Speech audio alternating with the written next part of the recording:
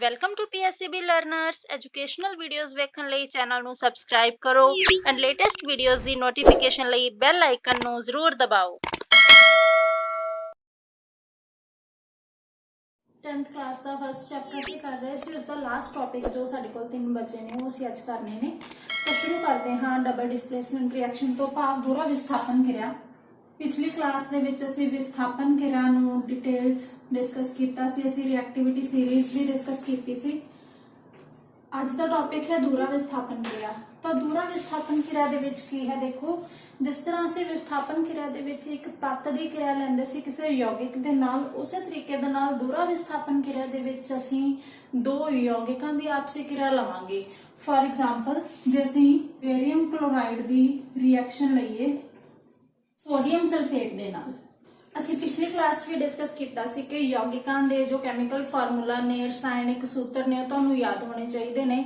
किस तरह ਅਸੀਂ ਇਹ ਬਣਾਉਂਦੇ ਹਾਂ ਉਸ ਦੇ ਲਈ 9th ਕਲਾਸ ਦੇ ਵਿੱਚ ਟੌਪਿਕ ਹੈ ਜੋ ਡਿਸਕਸ ਕੀਤਾ ਗਿਆ ਹੈ। ਵੀਡੀਓ ਤੁਹਾਨੂੰ YouTube ਦੇ ਉੱਪਰ ਮਿਲ ਜਾਏਗਾ, ਉਸ ਦਾ ਲਿੰਕ ਡਿਸਕ੍ਰਿਪਸ਼ਨ ਬਾਕਸ ਦੇ ਵਿੱਚ ਪਾ ਦਿੱਤਾ ਜਾਏਗਾ। ਜੇਕਰ ਤੁਹਾਨੂੰ ਨਹੀਂ ਪਤਾ ਕਿ ਫਾਰਮੂਲਾ ਕਿਦਾਂ ਬਣਦੇ ਨੇ, BaCl2 ਹੀ ਕਿਉਂ ਬਣਿਆ, BaCl3 ਕਿਉਂ ਨਹੀਂ ਬਣਿਆ, ਜਾਂ NaSO4 ਸੋਡੀਅਮ ਸਲਫੇਟ ਦਾ ਫਾਰਮੂਲਾ ਕਿਉਂ ਨਹੀਂ ਹੈ, Na2SO4 ਕਿਉਂ ਹੈ, ਤਾਂ ਉਹ ਤੁਹਾਨੂੰ ਸਭ ਉਸ ਵੀਡੀਓ ਦੇ ਵਿੱਚ ਦੇਖਣ ਲਈ ਮਿਲ ਜਾਏਗਾ।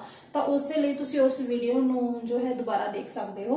ਤਾਂ ਵਾਪਸ ਆਉਂਦੇ ਹਾਂ ਦੂਹਰਾ ਵਿਸਥਾਪਨ ਕਿਰਿਆ ਦੇ ਉੱਪਰ। ਵਿਸਥਾਪਨ ਦਾ ਭਾਵ ਹੈ ਇੱਕ ਚੀਜ਼ ਨੂੰ ਆਪਣੀ ਜਗ੍ਹਾ ਤੋਂ ਹਿਲਾ ਕੇ ਬਾਹਰ ਕੱਢ ਦੇਣਾ। ਤਾਂ ਇਸ ਜਗ੍ਹਾ ਤੇ ਕੀ ਹੋਏਗਾ, ਦੇਖੋ ਅਸੀਂ ਦੋ ਯੌਗਿਕ ਲੈ ਰਹੇ ਹਾਂ, ਦੋਨਾਂ ਦੇ ਵਿੱਚ ਆਇਨ ਜੋ ਬਣਨਗੇ ਪੋਜ਼ਿਟਿਵ ਨੈਗੇਟਿਵ, ਉਹਨਾਂ ਦੀ ਅਦਲਾ ਬਦਲੀ ਹੋਏਗੀ। ਕਿਸ ਤਰੀਕੇ ਨਾਲ, ਇਹ ਅਸੀਂ ਦੋਨੋਂ ਹੀ ਐਕੁਅਸ ਸੋਲੂਸ਼ਨ ਲਏ ਨੇ, ਭਾਵ ਇਹਨਾਂ ਦੀ ਫਿਜ਼ੀਕਲ ਸਟੇਟ ਤੁਸੀਂ ਐਕੁਅਸ ਲਿਖੋਗੇ, ਜਿਸ ਨੂੰ ਅਸੀਂ ਲਾਸਟ ਕਲਾਸ ਦੇ ਵਿੱਚ ਡਿਸਕਸ ਨਹੀਂ ਕੀਤਾ ਸੀ।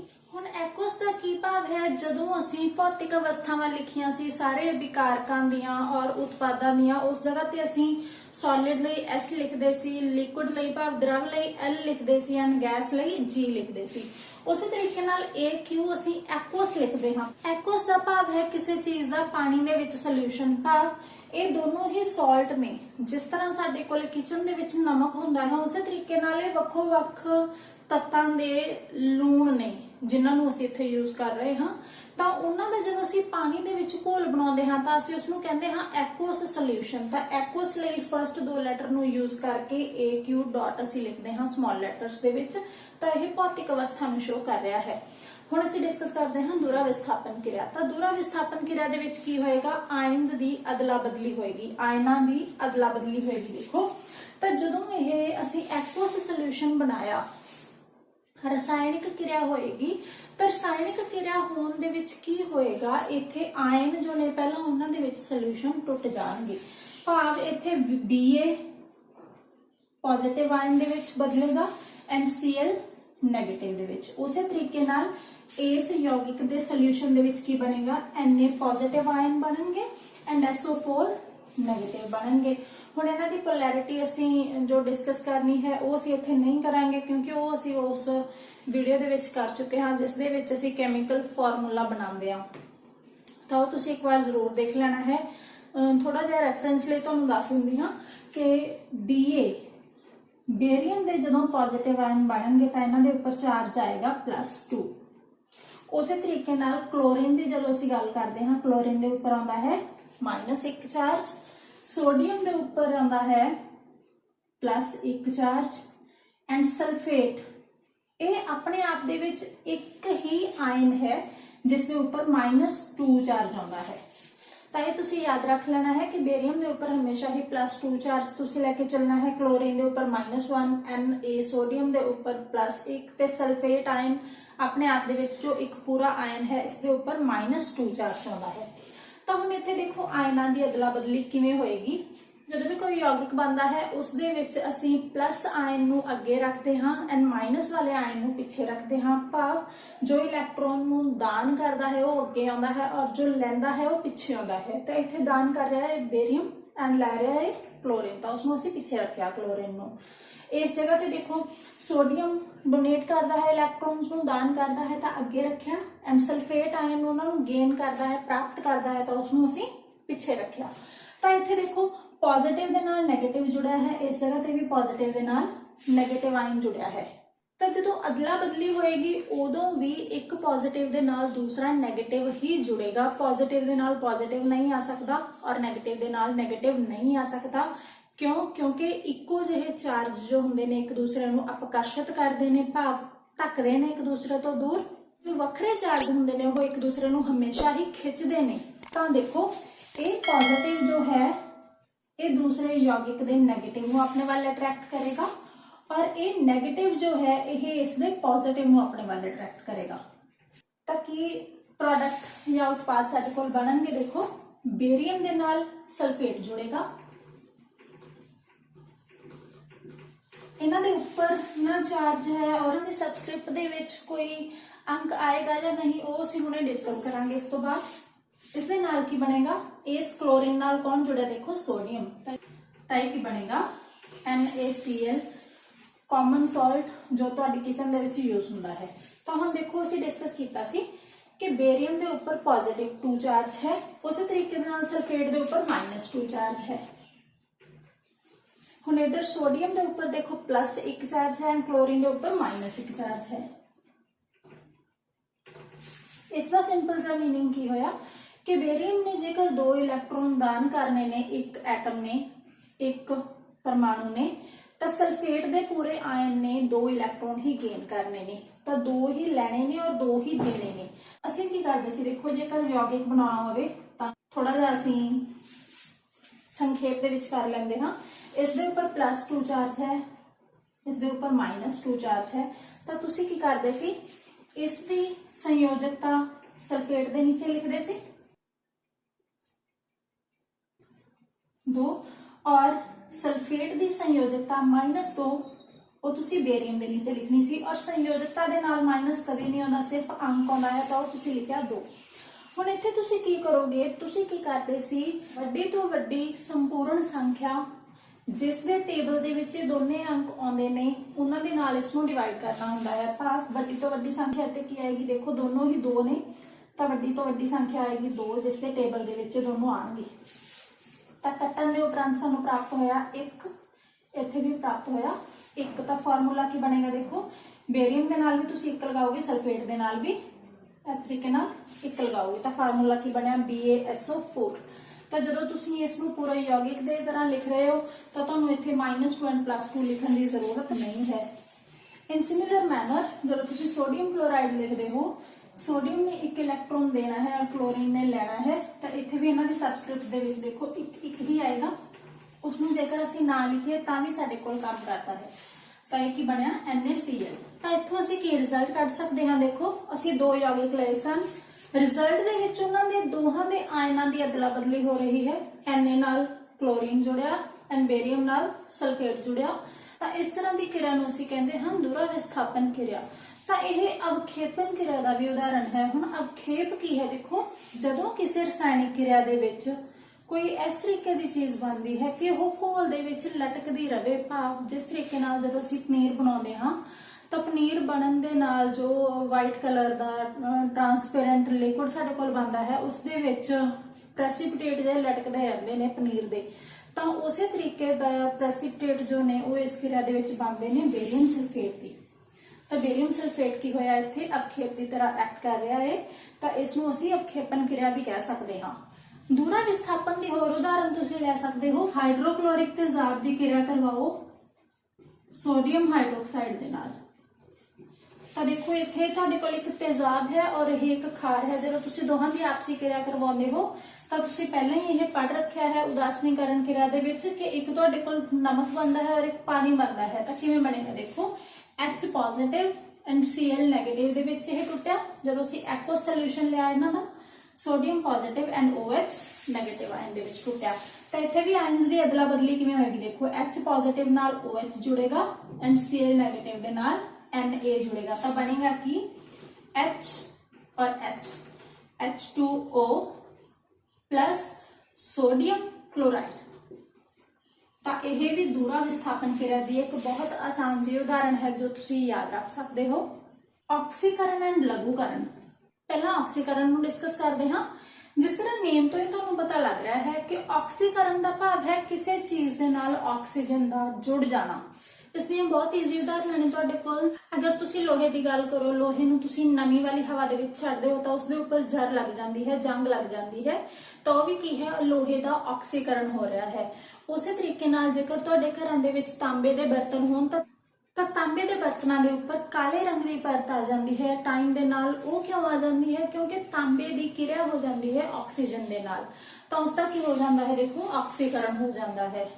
Cu ਜੋ ਕਿ ਕਾਪਰ ਦਾ ਸੂਤਰ ਹੈ ਤਾਂਬੇ ਦਾ, ਪਲੱਸ O2, ਜਦੋਂ ਇਹਨਾਂ ਦੀ ਆਪਸੀ ਕਿਰਿਆ ਹੋਏਗੀ ਤਾਂ ਸਾਡੇ ਕੋਲ ਬਣੇਗਾ CuO।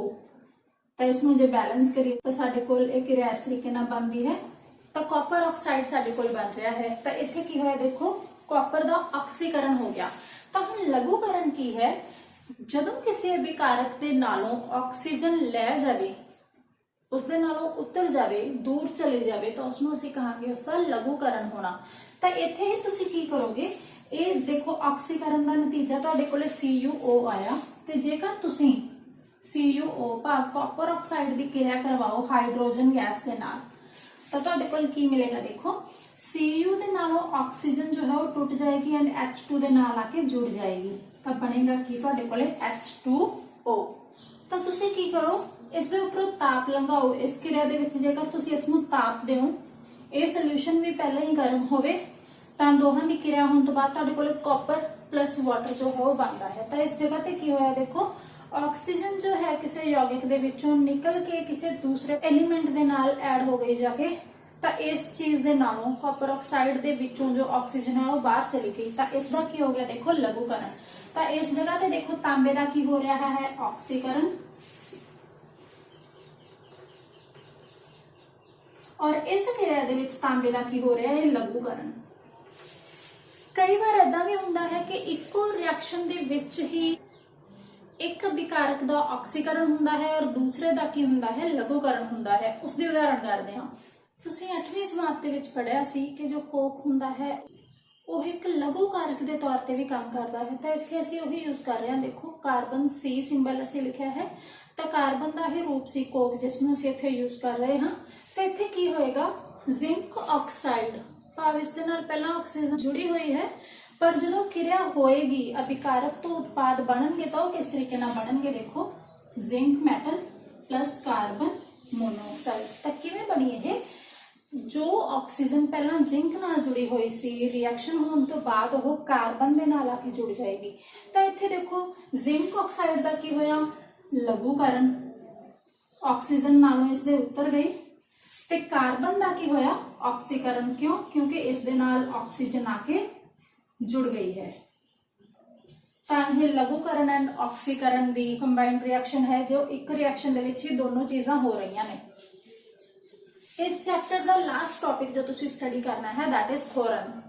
ਖੋਰਨ ਦਾ ਭਾਵ ਕੀ ਹੈ, ਅਸੀਂ ਆਪਣੇ ਆਸ-ਪਾਸ ਦੇਖੀਏ ਤਾਂ ਬਹੁਤ ਸਾਰੀਆਂ ਚੀਜ਼ਾਂ ਜੋ ਹੈ ਉਹ ਆਕਸੀਕ੍ਰਿਤ ਹੋ ਜਾਂਦੀਆਂ ਨੇ, ਭਾਵ ਉਹਨਾਂ ਦੀ ਆਕਸੀਜਨ ਦੇ ਨਾਲ ਕਿਰਿਆ ਹੋਣ ਤੋਂ ਬਾਅਦ ਉਹ ਖਰਾਬ ਹੋ ਜਾਂਦੀਆਂ ਨੇ, ਤਾਂ ਉਹਨਾਂ ਨੂੰ ਅਸੀਂ ਕਹਾਂਗੇ ਕਿ ਉਹਨਾਂ ਦਾ ਖੋਰਨ ਹੋ ਗਿਆ। ਉਦਾਹਰਨ ਦੇ ਤੌਰ ਤੇ ਜੇਕਰ ਅਸੀਂ ਲੋਹੇ ਦੀ ਗੱਲ ਕਰੀਏ ਤਾਂ ਜਦੋਂ ਲੋਹਾ ਨਮੀ ਯੁਕਤ ਹਵਾ ਦੇ ਸੰਪਰਕ ਵਿੱਚ ਆਉਂਦਾ ਹੈ ਤਾਂ ਲੋਹੇ ਦਾ ਆਕਸਾਈਡ ਫੈਰਸ ਆਕਸਾਈਡ ਬਣਦਾ ਹੈ, ਜੋ ਰਿਐਕਸ਼ਨ ਤੁਸੀਂ ਆਪਣੀ ਸਕਰੀਨ ਦੇ ਉੱਪਰ ਦੇਖ ਰਹੇ ਹੋ। ਤਾਂ ਇੱਥੇ ਹੋ ਕੀ ਰਿਹਾ ਹੈ, ਦੇਖੋ ਫੈਰਸ ਆਕਸਾਈਡ ਬਣਿਆ, ਜਿਸ ਨੂੰ ਅਸੀਂ ਜੰਗ ਲੱਗਣਾ ਕਹਿੰਦੇ ਹਾਂ, ਭਾਵ ਲੋਹੇ ਨੂੰ ਜੰਗ ਲੱਗ ਗਈ, ਉਸ ਦੇ ਉੱਪਰ ਭੂਰੇ ਰੰਗ ਦੀ ਪਰਤ ਆ ਜਾਂਦੀ ਹੈ। ਤਾਂ ਉਹ ਪਰਤ ਆਉਣ ਦੇ ਨਾਲ ਤੁਹਾਨੂੰ ਪਤਾ ਹੈ ਕਿ ਲੋਹਾ ਬਹੁਤ ਕਮਜ਼ੋਰ ਹੋ ਜਾਂਦਾ ਹੈ। ਜਿਸ ਲੋਹੇ ਨੂੰ ਜੰਗ ਲੱਗੀ ਹੋਵੇ, ਅਗਰ ਉਸ ਦੀ ਕੋਈ ਵੀ ਬਣੀ ਹੋਈ ਚੀਜ਼ ਹੈ, ਫॉर एग्जाम्पल कुर्सी है कोई, तो कुर्सी कमजोर हो जाती है, तुसी अचानक उसके ऊपर बैठते हो तो कई बार वो टुट जाती है, तो क्या होता है, खोरन दे करके। तो खोरन दे नाल की होया, देखो जो धात बहुत ही स्ट्रोंग सी खोरन तो पहला, वो खोरन होने तो बाद बहुत कमजोर हो जाती है। कई बार साडा बहुत बड़ा नुकसान हो जाता है। गड्डियां नूं जंग लगन दे नाल तुहानूं पता है गड्डी कितनी कमजोर हो जाती है, तो सानू खास तौर पर ध्यान रखना पैंदा है कि गड्डी नूं किसी जगह ते जंग ना लगी हुई होवे। असीं अपणियां घरेलू वस्तुआं नूं बचा के रखते हाँ कि उन्हां नूं जंग ना लगे। जदों ह्यूमिड एयर हुंदी है, भाव बरसातां दे मौसम हुंदे ने, तां असीं लोहे दीयां चीज़ां नूं इंडोर्स रखना प्रैफर करते हाँ, ताकि उन्हां नूं नमी युक्त हवा तो बचाया जा सके और उन्हां दा खोरन ना होवे। अगर तुहाडे घर दे विच चांदी दे गहणे होण तां चांदी भी कुछ साल जदों लगातार पई रहिंदी है, तां उस दे उपर एक हल्के काले जे रंग की परत आ जाती है, ਤਾਂ ਉਹ ਕਿਸ ਦੇ ਕਾਰਨ ਹੈ? ਆਕਸੀਕਰਨ ਦੇ ਕਾਰਨ ਹੈ। ਹੁਣੇ ਅਸੀਂ ਤਾਂਬੇ ਦੀ ਉਦਾਹਰਨ ਲਈ ਕਿ ਤਾਂਬੇ ਦੇ ਬਰਤਨ ਜੋ ਤੁਹਾਡੀ ਕਿਚਨ ਦੇ ਵਿੱਚ ਹੁੰਦੇ ਨੇ ਉਹਨਾਂ ਦੇ ਵਿੱਚ ਕਾਲੇ ਭੂਰੇ ਰੰਗ ਦੀ ਪਰਤ ਆ ਜਾਂਦੀ ਹੈ, ਤਾਂ ਉਹ ਵੀ ਕਿਉਂ ਆ ਜਾਂਦੀ ਹੈ? ਆਕਸੀਕਰਨ ਦੇ ਕਰਕੇ। ਤਾਂ ਉਸ ਦੇ ਨਾਲ ਕੀ ਹੁੰਦਾ ਹੈ? ਦੇਖੋ, ਧਾਤਾਂ ਦਾ ਖੋਰਣ ਹੁੰਦਾ ਹੈ, ਭਾਵ ਉਹ ਉੱਪਰ ਵਾਲੀ ਪਰਤ ਜਿਸ ਦੀ ਕਿਰਿਆ ਆਕਸੀਜਨ ਦੇ ਨਾਲ ਹੋ ਗਈ, ਉਹ ਉਸ ਦੇ ਉੱਪਰੋਂ ਜਦੋਂ ਅਸੀਂ ਰੇਗ ਮਾਰਨਾ ਉਤਾਰਾਂਗੇ ਤਾਂ ਜੋ ਮੈਟਲ ਹੈ, ਤੱਤ ਹੈ ਸਾਡੇ ਕੋਲ, ਉਸ ਦਾ ਭਾਰ ਵੀ ਘਟੇਗਾ ਔਰ ਪਹਿਲਾਂ ਨਾਲੋਂ ਕਮਜ਼ੋਰ ਵੀ ਹੋ ਜਾਏਗੀ। ਜੇਕਰ ਅਸੀਂ ਖਾਦ ਪਦਾਰਥਾਂ ਦੀ ਗੱਲ ਕਰੀਏ, ਜਦੋਂ ਖਾਦ ਪਦਾਰਥਾਂ ਦਾ ਆਕਸੀਕਰਨ ਹੁੰਦਾ ਹੈ ਤਾਂ ਉਹਨਾਂ ਦੇ ਵਿੱਚੋਂ ਬਹੁਤ ਸੜੀ ਹੋਈ ਸਮੈਲ ਆਉਣ ਲੱਗ ਜਾਂਦੀ ਹੈ, ਭਾਵ ਉਹ ਖਾਣ ਲਾਇਕ ਨਹੀਂ ਰਹਿੰਦੇ। ਉਦਾਹਰਨ ਦੇ ਤੌਰ ਤੇ ਜੇਕਰ ਰੋਟੀ ਨੂੰ ਅਸੀਂ ਸਿੱਲੀ ਹਵਾ ਦੇ ਵਿੱਚ 2 ਦਿਨ ਲਈ ਰੱਖ ਦਈਏ ਤਾਂ ਉਸਦੇ ਉੱਪਰ ਉੱਲੀ ਲੱਗ ਜਾਂਦੀ ਹੈ, ਫੰਗਸ ਆ ਜਾਂਦੀ ਹੈ, ਤਾਂ ਉਹ ਵੀ ਆਕਸੀਕਰਨ ਦਾ ਹੀ ਉਦਾਹਰਨ ਹੈ। ਤਾਂ ਉਸ ਦੇ ਨਾਲ ਉਹ ਜੋ ਖਾਦ ਪਦਾਰਥ ਨੇ ਉਹ ਖਾਣ ਲਾਇਕ ਨਹੀਂ ਰਹਿੰਦੇ। ਤਾਂ ਕੀ ਕੀਤਾ ਜਾਂਦਾ ਹੈ? ਅਗਰ ਤੁਸੀਂ ਚਿਪਸ ਦੇ ਪੈਕਟ ਦੀ ਗੱਲ ਕਰੋ, ਚਿਪਸ ਪੈਕਟ ਦੇ ਵਿੱਚ ਕੀ ਕੀਤਾ ਜਾਂਦਾ ਹੈ? ਤਲੇ ਹੋਏ ਚਿਪਸ ਹੁੰਦੇ ਨੇ, ਭਾਵ ਉਹਨਾਂ ਦੇ ਵਿੱਚ ਚਰਬੀ ਹੁੰਦੀ ਹੈ, ਤੇਲਾਂ ਤੋਂ ਬਣੇ ਹੋਏ ਹੁੰਦੇ ਨੇ, ਤਾਂ ਉਹਨਾਂ ਦਾ ਆਕਸੀਕਰਨ ਬਹੁਤ ਈਜ਼ੀਲੀ ਹੋ ਜਾਂਦਾ ਹੈ। ਈਜ਼ੀਲੀ ਹੋਣ ਦੇ ਨਾਲ ਉਹ ਬਹੁਤ ਜਲਦੀ ਸੜ ਜਾਂਦੇ ਨੇ, ਖਾਣ ਲਾਇਕ ਨਹੀਂ ਰਹਿੰਦੇ। ਤਾਂ ਉਹਨਾਂ ਨੂੰ ਆਕਸੀਕਰਨ ਤੋਂ ਬਚਾਉਣ ਦੇ ਲਈ ਪੈਕਟ ਜਿਸ ਦੇ ਵਿੱਚ ਚਿਪਸ ਬੰਦ ਕੀਤੇ ਜਾਂਦੇ ਨੇ ਉਸ ਦੇ ਵਿੱਚ ਨਾਈਟ੍ਰੋਜਨ ਗੈਸ ਭਰੀ ਜਾਂਦੀ ਹੈ। ਕਿਉਂ ਭਰੀ ਜਾਂਦੀ ਹੈ? ਤਾਂ ਕਿ ਆਕਸੀਕਰਨ ਦੀ ਜੋ ਕਿਰਿਆ ਹੈ ਉਸਨੂੰ ਜਾਂ ਤਾਂ ਬਹੁਤ ਘੱਟ ਕੀਤਾ ਜਾ ਸਕੇ ਜਾਂ ਰੋਕਿਆ ਹੀ ਜਾ ਸਕੇ। ਉਸ ਦੇ ਨਾਲ ਕੀ ਹੁੰਦਾ ਹੈ? ਕਿਰਿਆ ਸਲੋ ਹੋ ਜਾਂਦੀ ਹੈ ਔਰ ਚੀਜ਼ਾਂ ਜੋ ਨੇ ਖਰਾਬ ਹੋਣ ਤੋਂ ਬਚ ਜਾਂਦੀਆਂ ਨੇ। ਉਹਨਾਂ ਨੂੰ ਅਸੀਂ ਲੰਬੇ ਸਮੇਂ ਲਈ ਪ੍ਰੀਜ਼ਰਵ ਕਰਕੇ ਰੱਖ ਸਕਦੇ ਹਾਂ। 에ਅਰ ਟਾਈਟ ਕੰਟੇਨਰਸ ਤੁਸੀਂ ਕਿਚਨ ਦੇ ਵਿੱਚ ਵਰਤਦੇ ਹੋ, ਅਚਾਰ ਵਗੈਰਾ ਪ੍ਰੀਜ਼ਰਵ ਕਰਨ ਦੇ ਲਈ ਕਿਉਂ ਵਰਤਦੇ ਹੋ? ਤਾਂ ਕਿ ਉਸਨੂੰ ਨਮੀ ਵਾਲੀ ਹਵਾ ਤੋਂ ਬਚਾਇਆ ਜਾ ਸਕੇ। ਅਗਰ ਨਮੀ ਉਹਨਾਂ ਦੇ ਅੰਦਰ ਜਾਏਗੀ ਤਾਂ ਉਹ ਖਰਾਬ ਹੋ ਜਾਣਗੇ, ਆਕਸੀਕਰਨ ਉਹਨਾਂ ਦਾ ਹੋ ਜਾਏਗਾ। ਤਾਂ ਇਹ ਜੋ ਸੀ, ਇਹ ਸਾਰੀਆਂ ਐਗਜ਼ਾਮਪਲਸ ਸੀ ਖੋਰਨ ਦੀਆਂ ਜੋ ਤੁਹਾਡੀ ਆਮ ਜ਼ਿੰਦਗੀ ਦੇ ਵਿੱਚ ਤੁਹਾਨੂੰ ਦੇਖਣ ਨੂੰ ਮਿਲਦੀਆਂ ਨੇ। ਤਾਂ ਇਸ ਦੇ ਨਾਲ ਹੀ ਤੁਹਾਡਾ ਇਹ ਟੌਪਿਕ ਖਤਮ ਹੁੰਦਾ ਹੈ। ਉਮੀਦ ਹੈ ਤੁਹਾਨੂੰ ਇਹ ਕਲਾਸ ਜੋ ਹੈ ਬੈਨੀਫੀਸ਼ੀਅਲ ਰਹੀ ਹੋਏਗੀ। ਅਗਰ ਤੁਹਾਨੂੰ ਵੀਡੀਓ ਪਸੰਦ ਆਵੇ ਤਾਂ ਇਸ ਨੂੰ ਲਾਈਕ ਕਰਨਾ, ਆਪਣੇ ਫਰੈਂਡਸ ਦੇ ਨਾਲ ਸ਼ੇਅਰ ਕਰਨਾ, ਸਬਸਕ੍ਰਾਈਬ ਕਰਨਾ ਚੈਨਲ ਨੂੰ।